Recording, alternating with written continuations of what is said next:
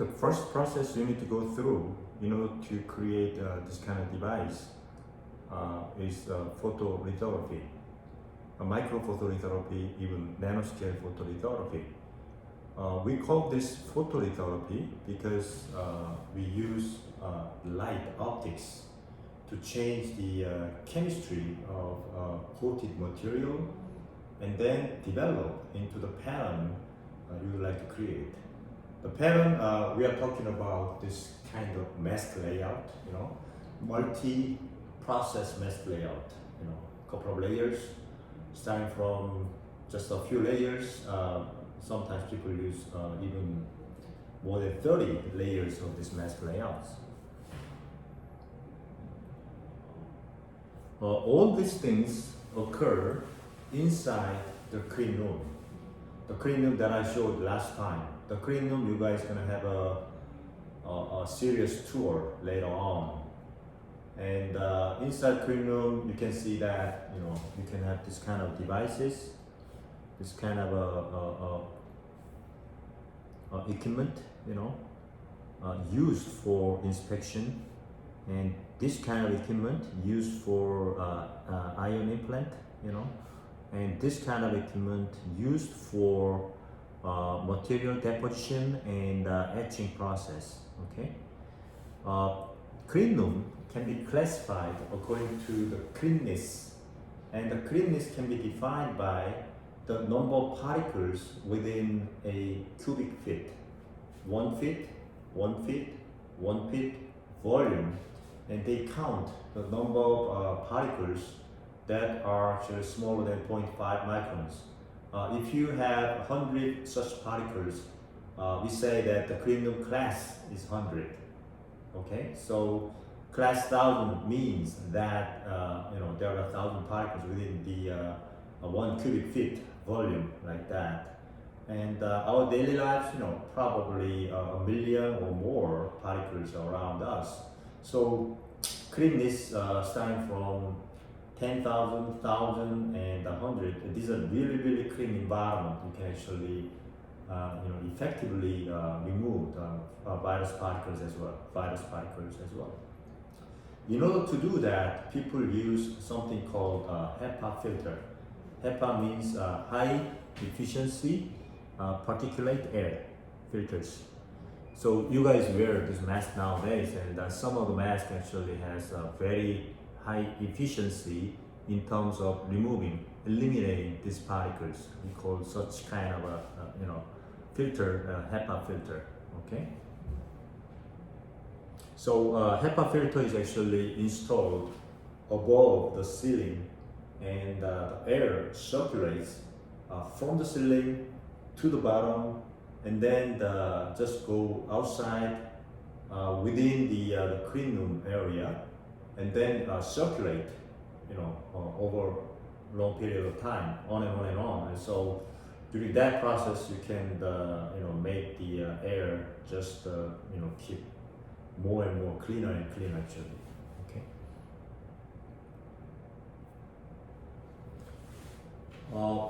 The equipment people use to achieve this patterning in the first step of photolithography is called mask aligner.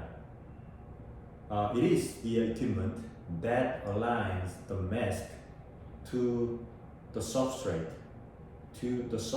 with previous pattern or initial marks. Okay, that's why we call this mask aligner.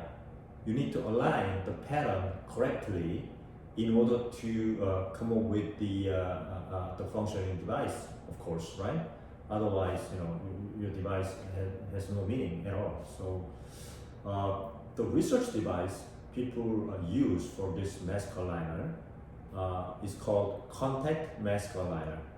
So in this business, what they really do is actually they bring the mask on top of this substrate, and the substrate has spin coated photoresist, a sticky chemical material that changes property when the light is illuminated, especially the UV light is illuminated. Why UV light? I'm going to talk about it pretty soon. So you bring this substrate underneath, and then bring this mask on top of it. All right. Mask has a pattern. Mask has a pattern. It has an opening. It has a line. It has the whatever pattern you would like to design. Okay. And after putting this substrate and mask together, after alignment, and then just put them together. That's why this is contact mask aligner. And you bring this UV light right here. This could be mercury lamp. This could be xenon lamp. In order to control the light spectrum, you use different kind of light sources, right? And then you just bring the light here, and then illuminate the light from the top through the mask. This light actually will change the chemical property of coated photoresist. Okay, so this equipment is actually used for predominantly research, because you will align mask one by one, and you can do precision job, and you can twist your job a little bit and try this, try that very easily. However, in that case, the throughput, the number of masks you can expose under this mask aligner is limited, right? It'll be a very, very slow machine. That's why this contact mask aligner is actually targeted to research area. If you want to have a production machine, you can look at something like this. So consider that this production machine is automatic version of this contact mask aligner. And also, this mask process doesn't need to be contact. Sometimes you have a bigger mask, and then use reduction optics to decrease the size of this element, size of these patterns, okay? To reduce the size of pattern, and then illuminate on top of your mask, okay? So it has very complicated optics, and the mechanics devices that can actually transfer the wafer. They can transfer the wafer, and the automatic, job sequencing program as well.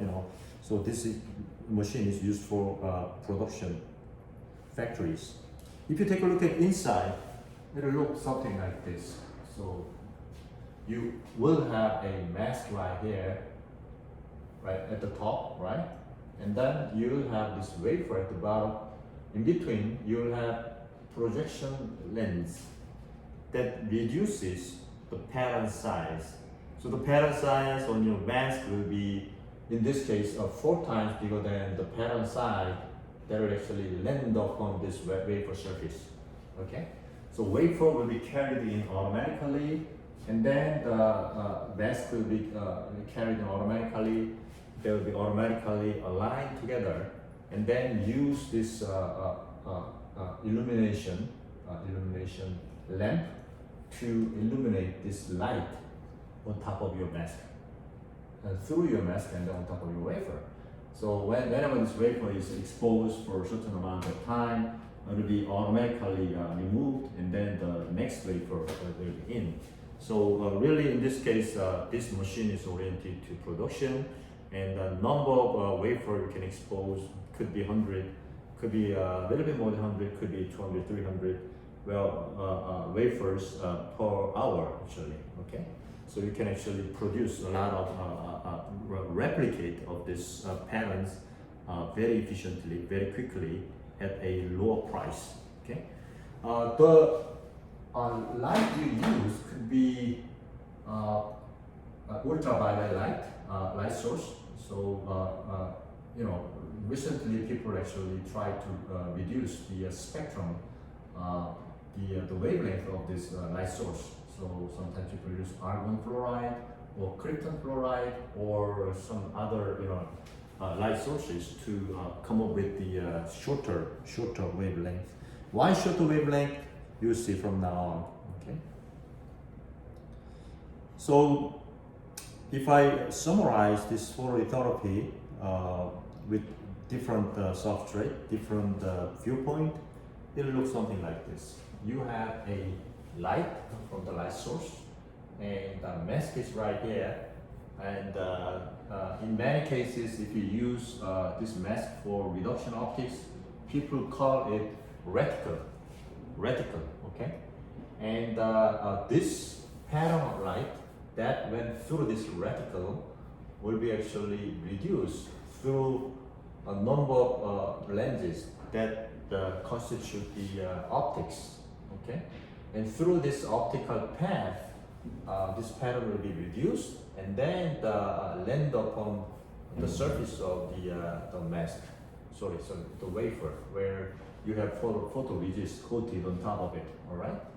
So the area actually that is illuminated on the wafer will be limited, right? It's not going to be a full wafer actually. So this optics actually will illuminate it on a little patch of this area, and then this mask will move to the next area so that this patch of pattern can be repeated on the surface of this wafer. Sometimes people call this equipment a stepper. Why is a stepper? Because your wafer will actually step around, illumination and then stepping, illumination and stepping, moving around actually, all right? So through this process, what you want to achieve is actually you want to achieve the patterning of the photoresist. So look, you have a substrate right here, and the photoresist is coated on top of it, all right? And then the light will be illuminated from the top, all right, through this opening, okay? So whenever this opening occurs, the chemistry, the chemical composition of this photoresist, chemical characteristic, the property of the photoresist will change. We call this exposure process, okay? So through this exposure process, some part of this photoresist actually change the chemistry. Either a chemical bond becomes weakened or chemical bond becomes strengthened, okay? Whenever this chemical bond is weakened by the exposure of the light, we call this a positive photolithography. And whenever this chemical actually creates a stronger bond, by this exposure of the light, we call this negative photoresist or negative photolithography. Right? So in this specific case, actually, we are looking at positive photolithography because the area where exposed by this UV light became weaker in terms of resistance to the chemical. So you use some chemical called developer to eliminate this specific area, okay? And you can come up with this pattern. And use this pattern for, you can do, follow job like etching or deposition of materials, combination of such kind of things, so we can come up with many different methods, okay? And remove this, eliminate photoresist. For example, here after etching the substrate, you obtain the substrate. So throughout the whole process, what happened is that actually the pattern on the reticle, pattern on the wafer has been transferred to your substrate as the etch pattern, as the deposited pattern, or some combination of it. It just depends upon your creativity, right?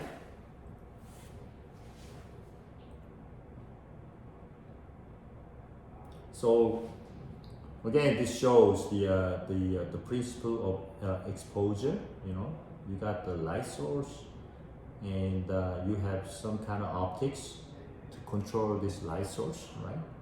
And you have a mask or reticle where you have a pattern and reduction optics or projection lens, that actually reduces this pattern size and make it show up on the surface of your wafer. Well, if the light source, people pay a lot of attention to come up with the light source that has a uniform wave spectrum and wave spectrum that's as small as possible because of the reason I'm going to talk about. So people used to use I-line, G-line stepper, before. Right now, people use krypton fluoride and argon fluoride stepper that can come up with even shorter wavelength. That means smaller patterns, And illumination can be annular like this, just round shape. dipole like this, double pole exposure that has the constructive interference, and quadrupole, you got four light sources that actually interfere constructively to have the stronger light over the surface. The mask material could be soda lime glass, which is cheapest, and could be quartz in case you want to have the very small and fine pattern on top of it, and very expensive process. You can use this quartz, even etched quartz. You etch just a little bit of a quartz to control this light path spectrum, and we'll see what kind of things you can do in order to create a sharp pattern, on the surface of the wafer, And the lens, actually, a projection lens, we call the lens the performance index of the lens actually is actually represented by numerical aperture. Okay, the higher the numerical aperture you have, the stronger lens you have, and also people use a lot of a combination of this lens for pupil filtering as well.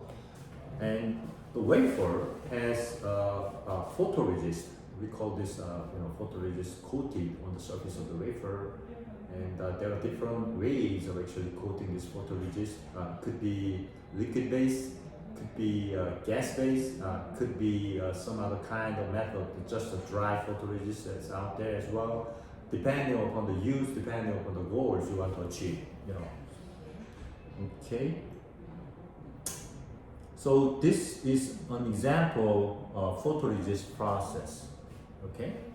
For instance, depending upon the polarity and depending upon the photoresist chemical you use, you'd like to use different kind of level of energy, exposure energy. Okay.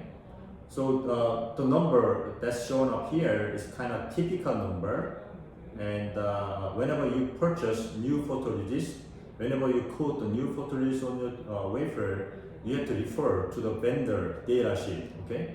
So for example, if you have a positive photoresist, under the UV light, you would like to use 50 to 150 millijoule per square centimeters.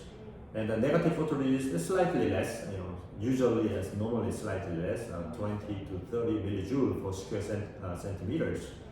And there are special photoresists like a PMMA, polymethyl methacrylate.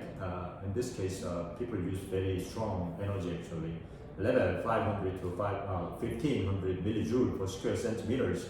And PMMA, sometimes people use X-ray to come up with the fine and the sharp patterns. In this case, people use 500 to 1200 millijoule per square centimeters. And people also use electron beams for this photolithography process. In that case, we call it E-beam lithography.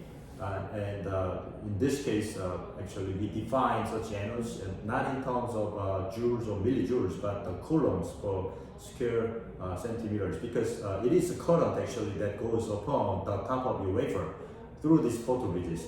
Okay. So whenever you want to go through this photoresist process, you have to make sure that the surface is dry and very clean. Okay. So people use very aggressive cleaning process like acetone or some mixture, some cocktail. This is called piranha cocktail. People use sulfuric acid and hydrogen peroxide together to increase the temperature and to enhance its etching process. Basically, this chemical will etch away, remove all kind of particles, all kind of organic particles from the surface, so that your wafer becomes very, very clean actually. And after this, you will actually clean your wafer in the DI water, deionized water, pure water, almost pure water. Okay, and you want to remove this water from the surface. So people call this dehydration baking. Okay, baking cycle.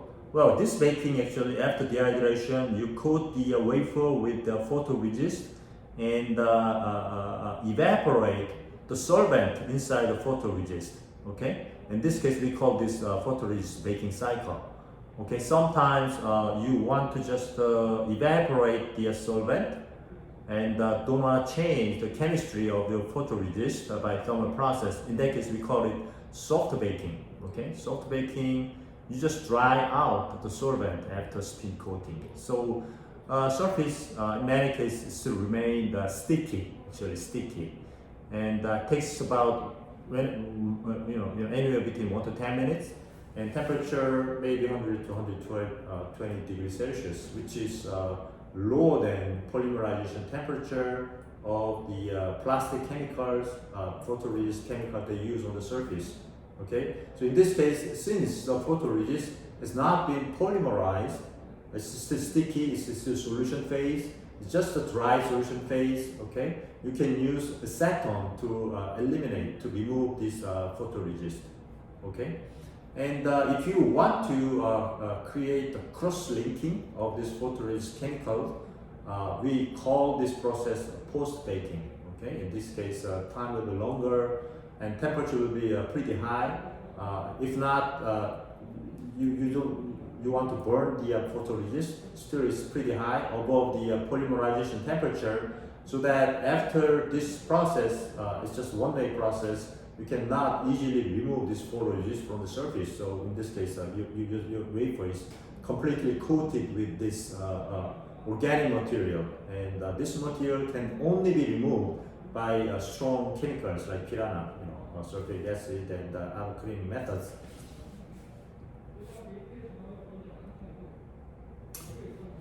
Well, so this one shows an example, typical photoresist process, typical recipe.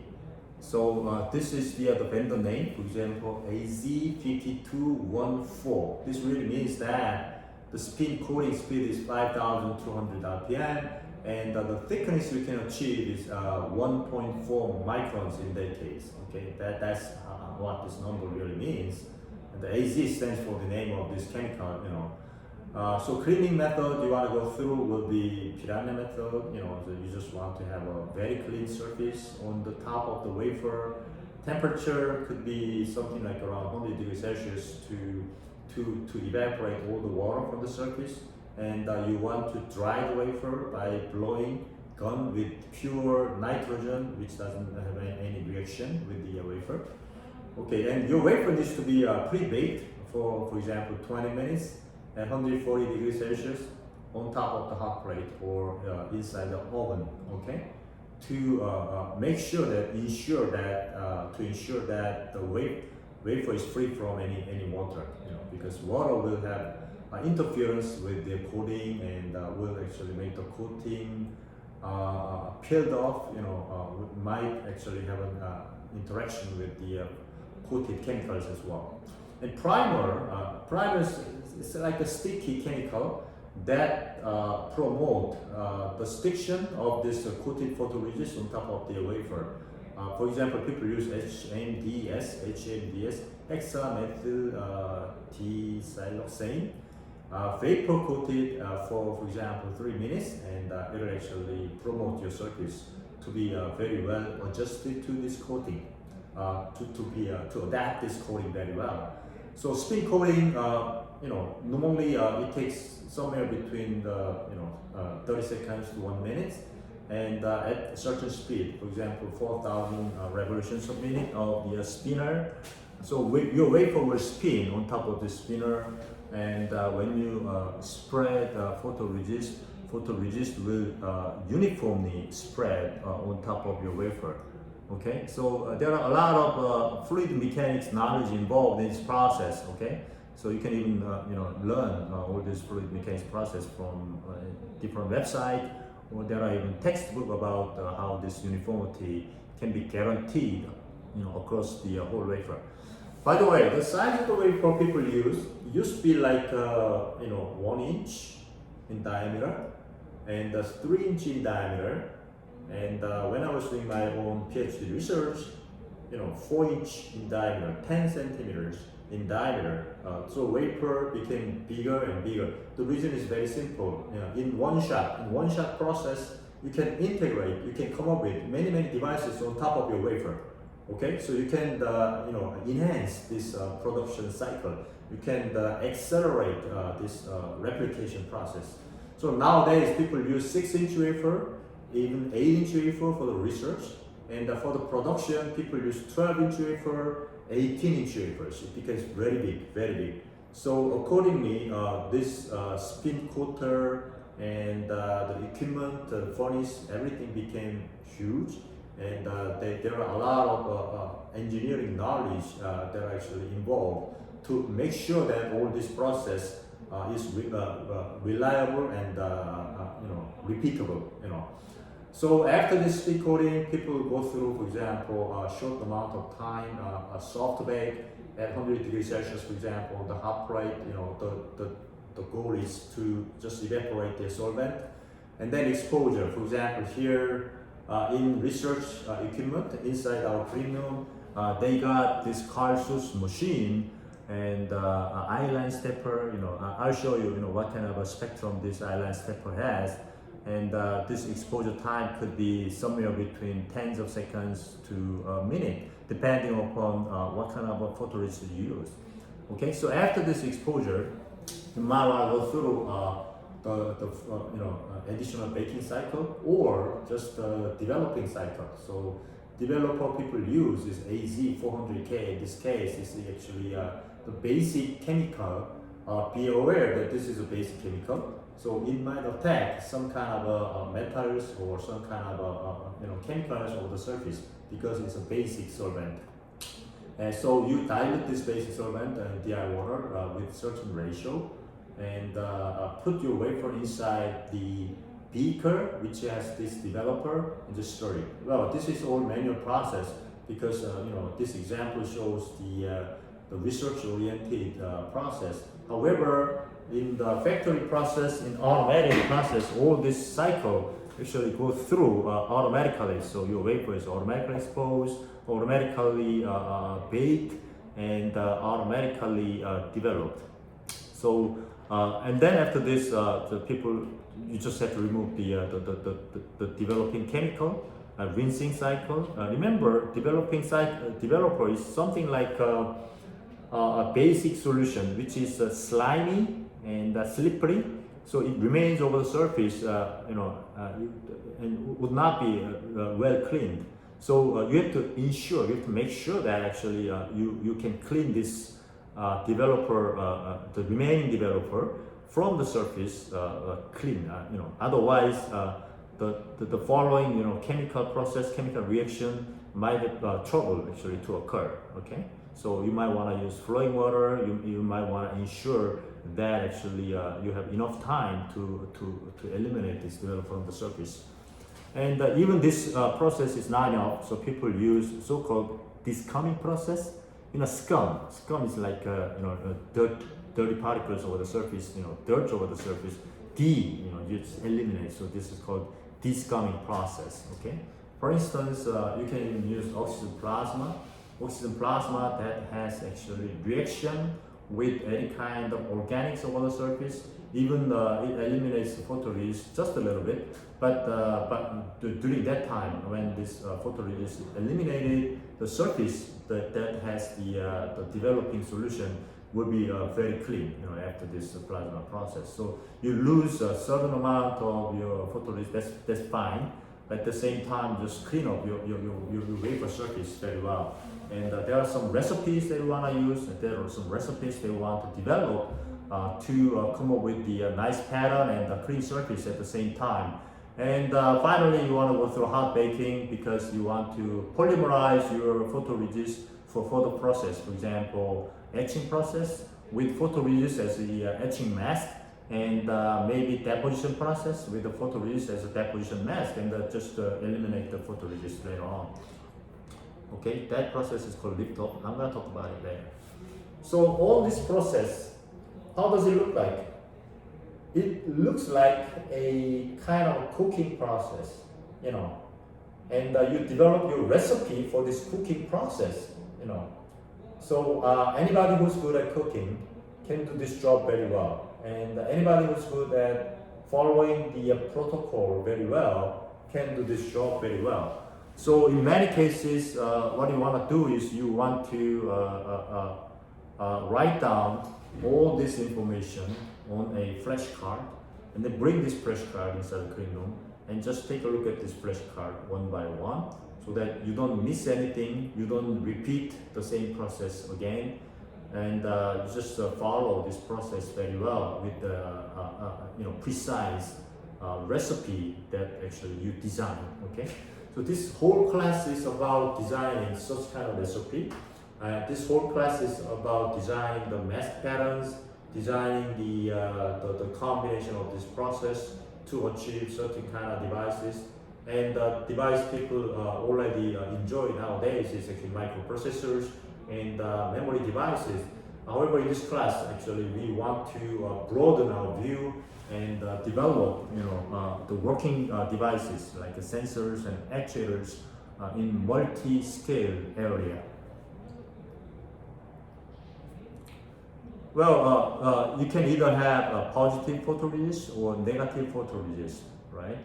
Positive photoresist, the working principle is the light will actually break the chemical bonds, so that the exposed area will be dissolved away by this developing solution. Okay? Remember that. And negative photoresist, the UV light will toughen or strengthen the chemical bond of the coated material, so that the exposed area will remain after developing, while the unexposed area will be washed away by this developing solution. Okay, and you can even use some special photoresist that can be used for something called image reversal. So normally this photoresist behaves or functions as the positive photoresist, but if you actually develop certain different combination of this baking cycle, you can use such photoresist as a negative photoresist. In that case, we call this image reversal. When we did that, well, sometimes your mask might be oriented to negative patterns, but you just have a positive photoresist. Well, you just go through this image reversal process, then you can use this positive photoresist as negative photoresist. Okay, so look at this pattern, look at this substrate and the mask. So you have substrate, for instance, silicon wafer, and silicon dioxide is grown on top of this wafer. For example, for your gate oxide, remember last time I talked about gate oxide, high quality oxide, and you want to pattern this oxide, you want to have an opening of this oxide to enable this contact on top of this silicon, on the surface of the silicon. So in that case, you coat this whole wafer with a resist and photoresist. In short, people just call it resist, and bring the mask on top of it. You can either use contact mask collider or reduction optics, a stepper, in other words, right? And then if your photoresist is positive photoresist, look, the mask pattern is right here. Whenever the mask pattern, that mask pattern area remains, because the exposed area, the clear area, will be developed away, will be washed away. And if you have negative photoresist, yes, you have this pattern, and the exposed area, this field area, will remain during this developing cycle, while this unexposed area will be washed away. Okay, so you can either create this kind of a hole, or you can either create this kind of island and go through next step of etching. You can use liquid phase etching, or you can use gas phase etching. You can use plasma etching. You can use directional etching process. Many different kind of etching combinations are possible, so that actually you can come up with this pattern of silicon dioxide, for example, gate silicon dioxide, or opening through the gate silicon dioxide, like that. Okay, it only depends upon your imagination. So soon I'm going to announce a homework, and in that homework probably I'll give you substrate, cross section, the combination of the process, and the device schematics to achieve some kind of a function. So I'm going to ask you what kind of function this device can achieve, or I'm going to ask you to come up with the schematics that achieve certain kind of function, okay? And then I'm going to ask you to come up with the wafer pattern, okay? If you take a look at from the top, you know, what kind of patterns are needed in order to achieve certain kind of combination of this process. Well, as I said, we use UV light, ultraviolet light, because UV light has very short wave spectrum. Why short wave spectrum? Because, you know, we want to create a pattern as small as possible, because, you know, there are a lot of good things when you have a small devices that I mentioned last time. In that case, you would like to actually deal with this problem of diffraction. Well, I'm not going to go through these details of diffraction. You can go back and open up your college physics book, optics section, and diffraction is one of the most important light phenomena. Diffraction occurs because light itself will actually have interference, right, through little slit or through little object. Okay, so even though you have a very fine pattern, for example, nanoscale pattern, if your light has certain wavelength, for example, hundreds of nanometers or microns, then your pattern cannot be sharper than the roughly speaking, sharper than the wavelength of the light you use. So the smaller the wavelength you have, the sharper pattern you can actually realize through thinner slits and thinner wave the patterns. So for instance, if you have a single light like this, right here, you see that just the opening doesn't create a simple circular pattern. It creates the rings of interference patterns, okay? And this phenomena is called diffraction. Well, any wave has a diffraction. That's why if you have a little slit and you can listen through this slit, you can listen what kind of things are occurring in the room next to you because of the diffraction. The wave will actually the spread out through this slit. Like the sound wave, light wave will do the same thing, and it has its own pattern of this interference. That's diffraction. So if you want to actually define the resolution is basically the minimum separation of these two patterns that can be discriminated. Okay, so in this case, if you take a look at picture B, these two patterns, the major peaks are actually separated. So we say that that this is a resolution limit. This distance is a resolution limit. Otherwise, if they get more closer, then look, these two patterns actually merge together. Okay, in this case, you cannot discriminate these two patterns. Okay, so this is a way of defining the resolution.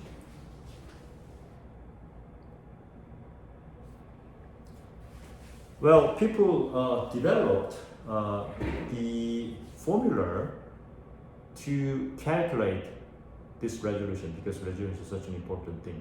The smaller the resolution you have, the smaller the pattern you can realize. Okay, that's very important.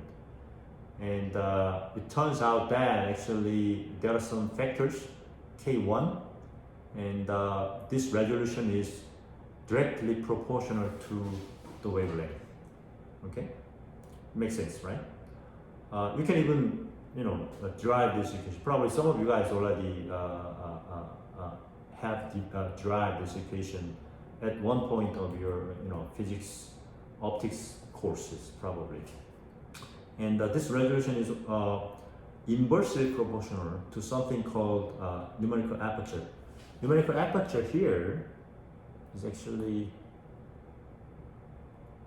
sine value, This is sine value of angle theta of your optics.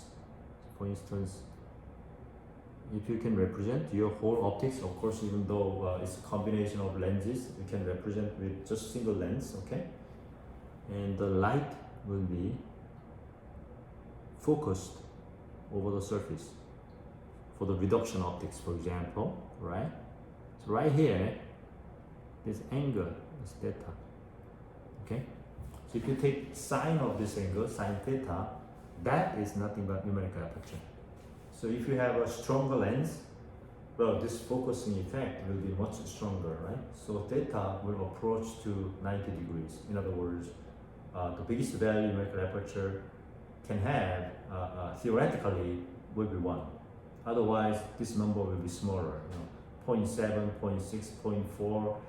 Depends upon the capability of your machine, okay? So NA, it's always better to have a bigger NA. Ideally, it's always better to have NA approaching to 1, okay? However, there are problems with the having a big numerical aperture.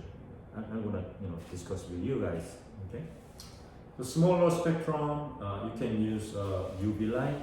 You can change the spectrum wavelength, major spectrum wavelength with the light source and optics.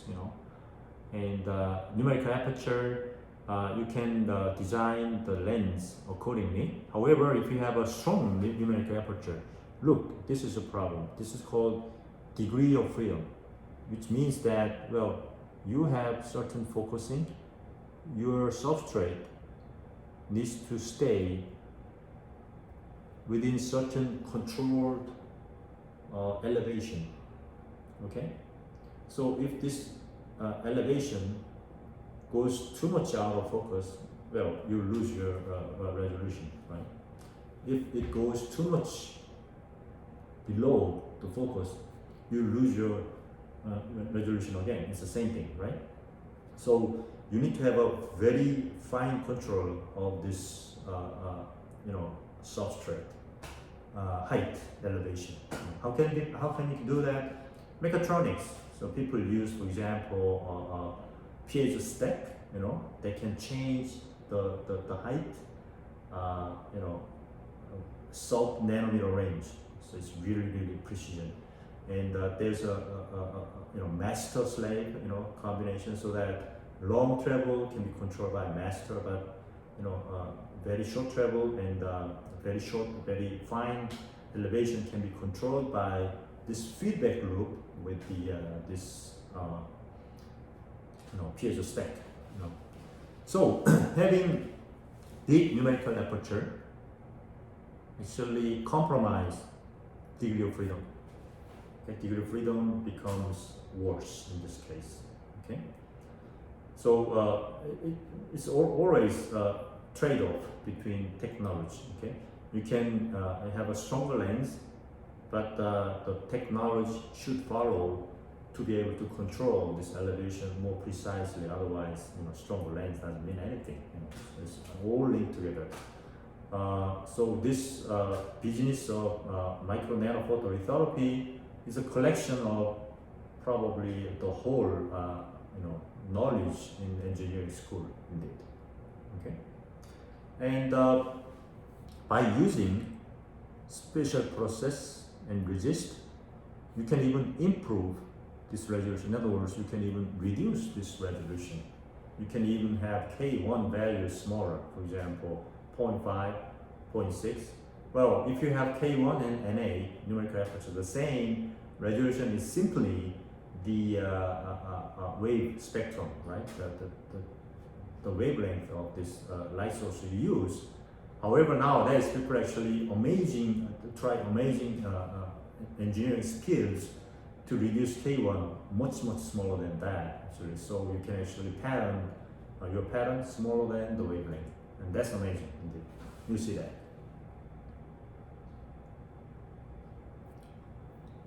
So for instance, right here you have this optics, and the angle is mu right here, the half angle, and as you go to the right, you have a stronger lenses, right? In this case, you have a larger angle, and at this larger angle, you have a larger numerical aperture.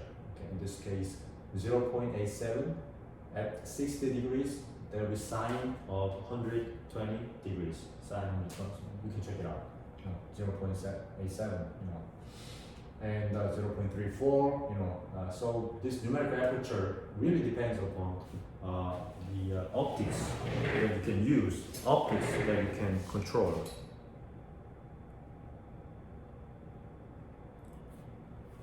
You might just thought that this optics is single lens or just a few lenses. Well, it requires a combination of many lenses. Okay, so this the optic lens like this, you start from your reticle. So reticle has certain pattern, and then the light is illuminated through the reticle, goes through this combination of lenses. This lenses is different shapes and even different material, like calcium fluoride as an optical material, together with the fused silicon as another optical material. Just put them together. Okay, so it's a really interesting combination. In order to be able to design this optics, you need to have the heavy knowledge from optics, physics, optics classes actually. Okay, so why people do that? Well, in order to guarantee this nice pattern job, first of all, and in order to avoid the interference effect, such as the optical the wave change, things like that. Well, in this case, this equipment requires a lot of volume, and that's not really good, right? You need a lot of material as well, so that's not really good. People try to reduce the optics. Your cell phone, people try to reduce optics within this thin layer of your cell phone. People succeeded actually. So from the reticle to the wafer, they use this catadiodic optics, so that you can reduce the whole volume and then increase the efficiency of this optics as well. Okay, so a lot of physics engineers, physics scientists and engineers are actually working on this optics class. Well, this is not optics class, so obviously you cannot go through too much detail than that. The light source people use, for instance here, if you use mercury arc lamp, which is kind of classical, it's old but still well used inside the clean room. Even our clean room at ISRC, Inter-University Semiconductor Research Center on the campus of Seoul National University, the central clean room. There are a couple of the aligners that use mercury arc lamp here. So their intensity in terms of the wavelength right here in nanometers, right? So starting from 200 nanometers, 600 nanometers, all things are mixed together. Within this, spectrums, people use I line, then it's I line, H line, and G line. Okay, and other lines are mixed together, but normally these spectrums actually filtered out. Okay, so that you can use shorter wavelength. So depending upon the equipment, these are the name of commercial product. Quintel, exposure, machine, Carsus, liner. Depending upon certain chemicals, you can change their actually energy intensity, right? And you can calculate the exposure time because the energy intensity and required total energy, right, to change the chemicals, so the chemistry, the chemical property of the photoresist. Then you can calculate the time. So normally it could be 10 seconds, 20 seconds, 12 seconds.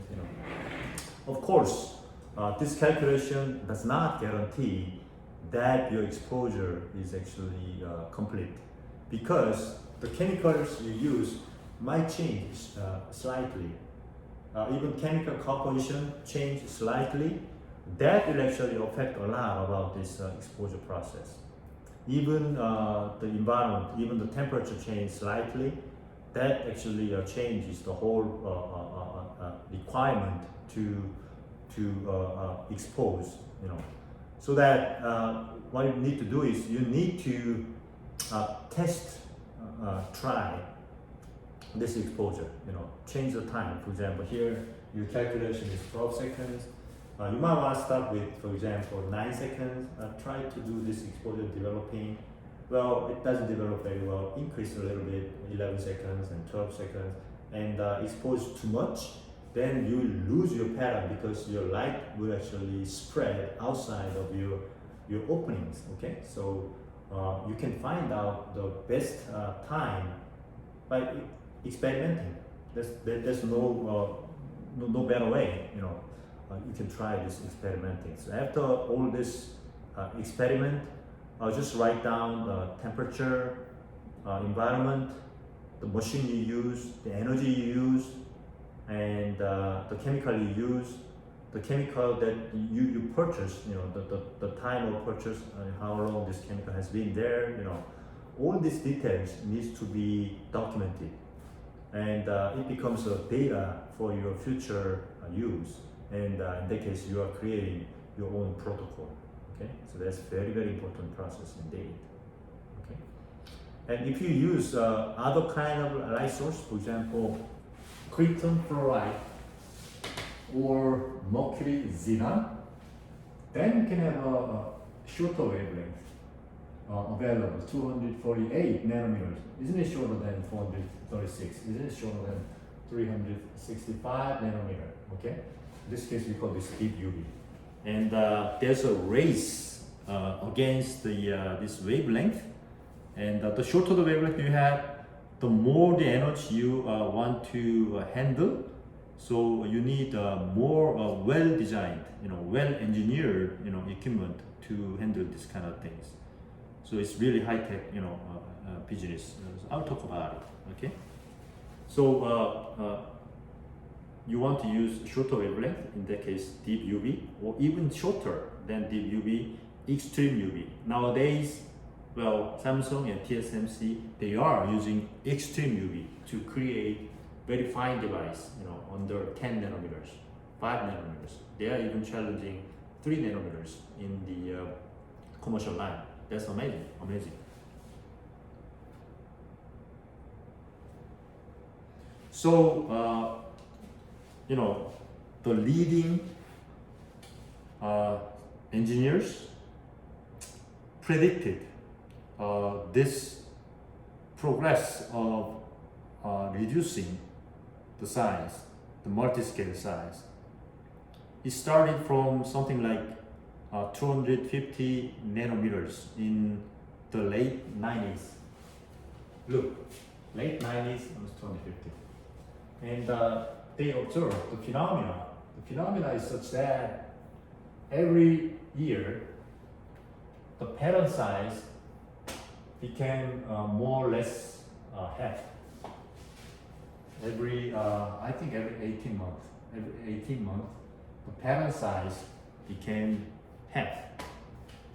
So your device becomes smaller and smaller, and people predicted this technical progress under the name of Moore's law.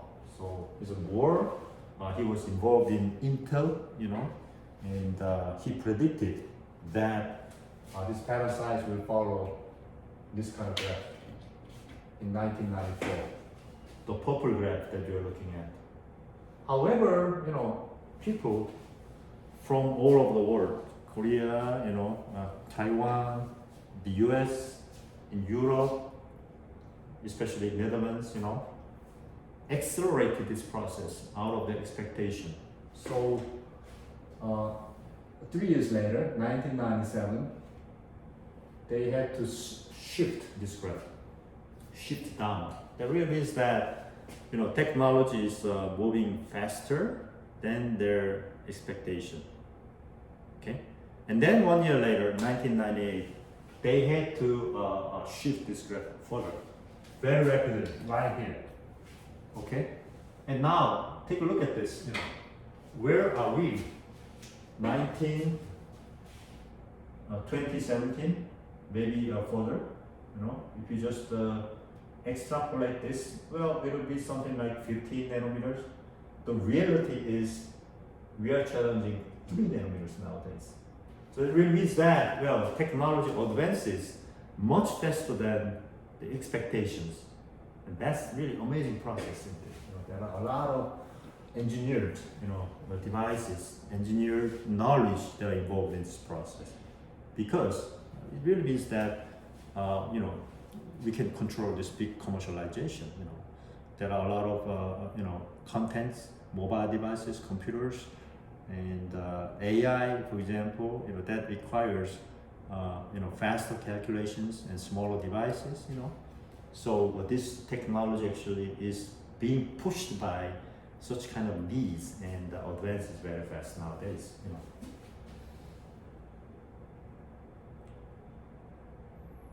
So if you go beyond UV, as I said, there's a deep UV. So this is deep UV already, mercury xenon lamp. And people use krypton fluoride laser. In this case, they started using the laser to come up with, excuse me, shorter wavelength.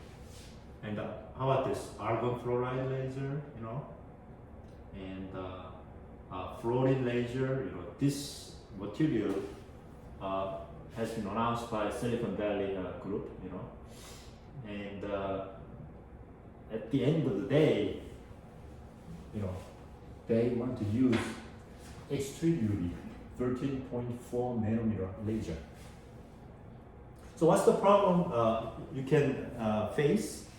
Well, the problem is that the shorter the wavelength, the stronger the energy, that is delivered by such kind of a wave.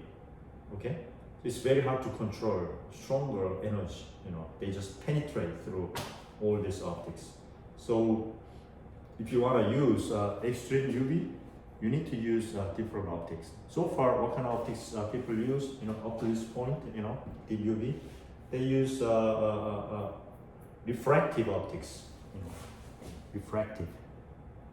You know, refraction, right? Lenses, in other words, lenses, refractive. Optics, lenses.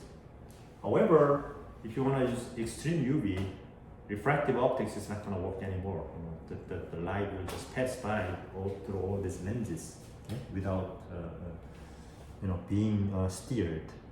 So here, people want to use mirror.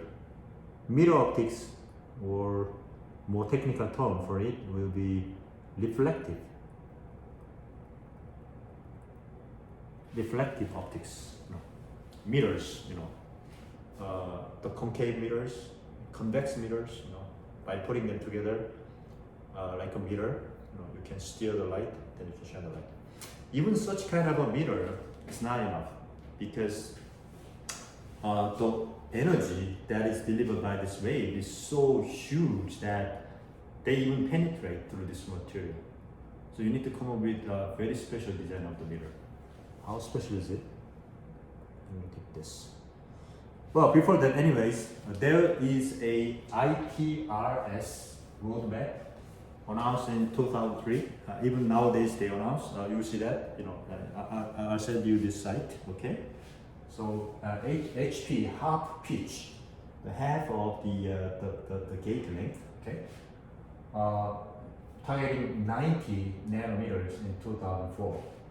And they predicted that by last year it will be 16 nanometers, but you know, the industry simply overachieved it, right? Last year they already announced 7 nanometer, you know, and this year Samsung and TSMC, as you know from the news, you know, they announced 3 nanometer in commercial line. I'm talking about commercial line. I'm not talking about research, or I'm not talking about test line. Commercial line, okay? With this technology, they really develop microprocessors and the memory devices that are being used in your cell phone. So it becomes faster and faster, smaller and smaller, low power, you know. A lot of beauties you can actually enjoy nowadays. In order to do that, they use a mixture of this deep UV technology, more options, you know, more options, and eventually innovative technology. Well, it's called immersion optics, you know. People use liquid water, you know, to use high, you know, the diffractive index material, and eventually extreme UV. People use you know, mirror technology or reflective optics. Okay.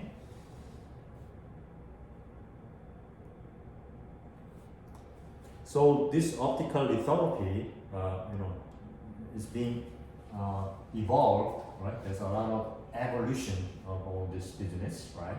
People used to use I-line stepper, which is 365 nanometers, and numerical aperture is 0.65, and conventionally, you know, K1 value could be smaller and smaller by adding up all these tricks. You know, what kind of tricks? You know, I'll just go through very quickly. Smaller the better, right? 0.3, right? So you can just divide this number, multiply this number, divide by this, and multiply this, and make the number smaller. Okay. So if you use 248 nanometer krypton fluoride as a source, light source, well, you can achieve 90 nanometers. You can push down to 90 nanometers. And if you use argon fluoride, 62 nanometers, but by using water, you know, how can they use water? I'll show you. Okay. You can further reduce down to 45 nanometers. And if you use 13 point, well, look, 45 nanometers is already, you know, far below than the wavelength spectrum, right? It's many times smaller than the wavelength itself. So with this scale, you can easily predict that if you use the wavelength 13.4 nanometers in the extreme UV, well, you can predict that actually it can go down to a couple of nanometers. That's what's happening nowadays. Okay, wonderful, right? So liquid plays the key role in terms of reducing further down this resolution. Look, starting from 62, you can make it go down to 45. That's amazing, right? Why liquid water? Well, it's because it has a higher refractive index, while the air has 1, the water has 1.4. That's the beauty of it. So if you just have air here, you know, look, you have a trouble actually in terms of controlling this optical path, because optical path occurs within this high refractive index material like the glass.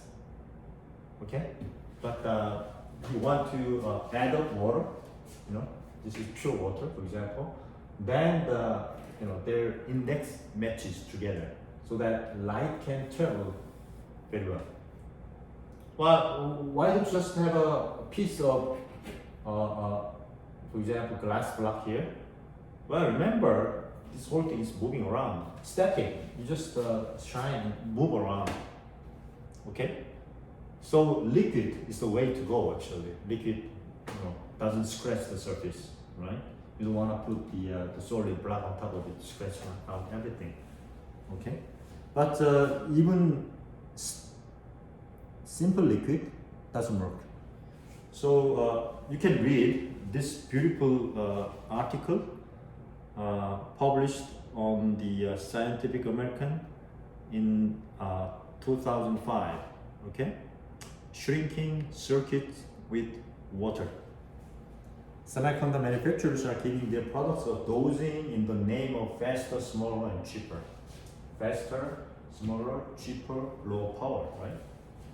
Yeah, more content actually. Okay. So this is the deal actually. Well, you might think that it's moving around so that you can just keep the meniscus and put a small handful of water underneath this optics. That works. The problem is the coverage is not gonna be constant. Remember, your substrate consists of many different patterns, many different affinities with the water.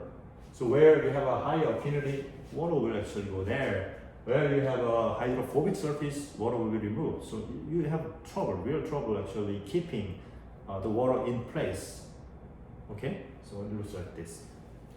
The idea is that, well, there is a big contribution by fluid mechanics.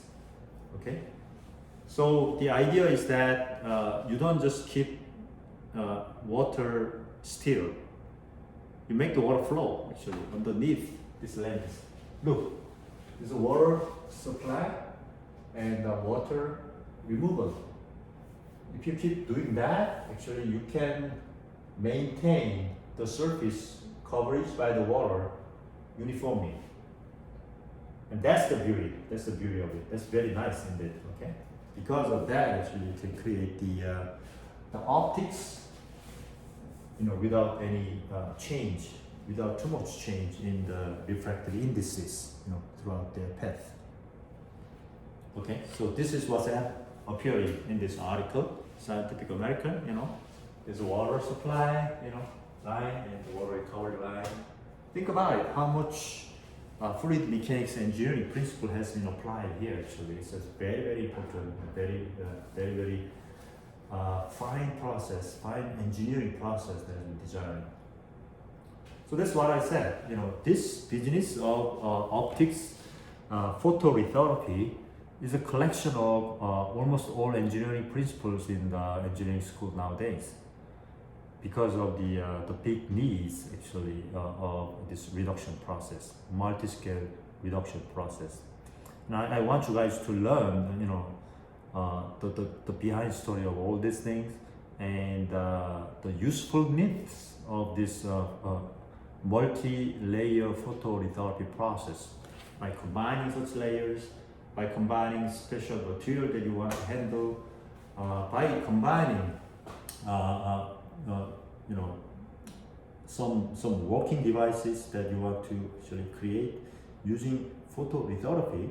Combination of these materials, combination of these processes, you can achieve something no one can actually achieve so far. Okay, that's the spirit I want to teach in this class, and during that process, understanding this multi-stacking idea, understanding this patterning idea, with the higher level inference skill. That's the deal actually that we want to learn from this class. Well, if you think about the pattern, for instance, pattern might look like this. Just to replicate this pattern, the consequence is not really the same. This is the pattern we have. Well, it became round and round, blunt, If you want to copy this, well, you might want to expose more, then you will lose your pattern more, actually. Okay? Because your reticle, your mask itself will look like this. Why? Because even your mask is made by lithography. Okay? So that's again diffraction limit. So people came up with an idea. Well, optics engineers came up with an idea. You go through simulation of this optics. Okay, and based on the simulation, rather than this, you might want to create this kind of a pattern. Okay, pattern with this edges and this kind of holes. So that your reticle actually look like this after optical interference, diffraction, and then your pattern will look like this. So define your pattern first. Back engineer your reticle shape based on the wavelength you use, based on the technology used. So there are very important simulation going on in between this process. All right. And furthermore, you can come up with something called phase shift. So this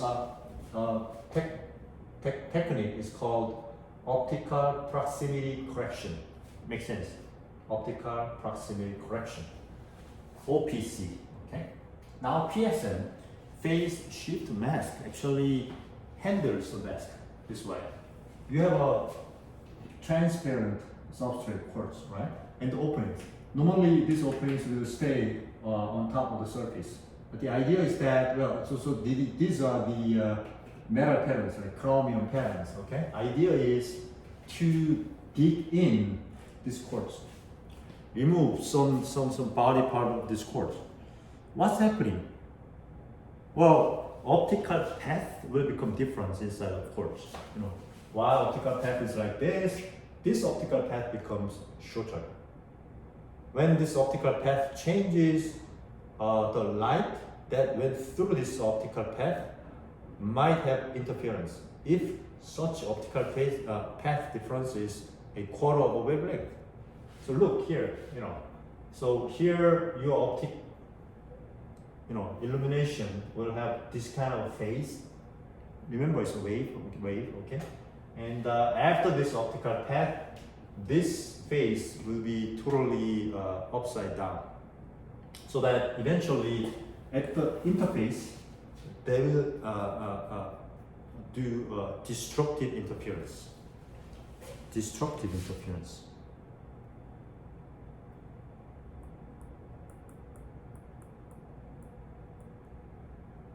Is it DETI? I think destructive interference. Okay?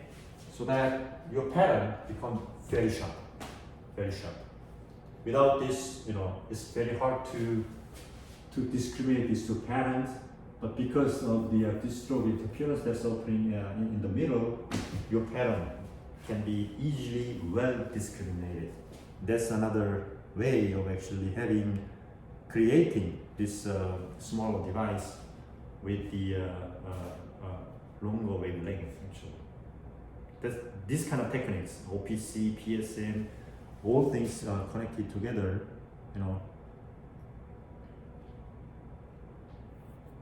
results in the cable technology value.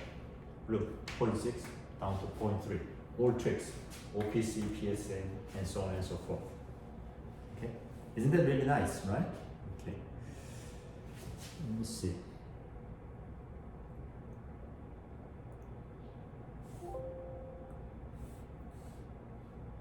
So we got some more left, but the later part, I have just 5 slides I can cover next time because it's just about deep UV and reflective optics, the mirror optics. Okay, so I just don't want to consume my time further here.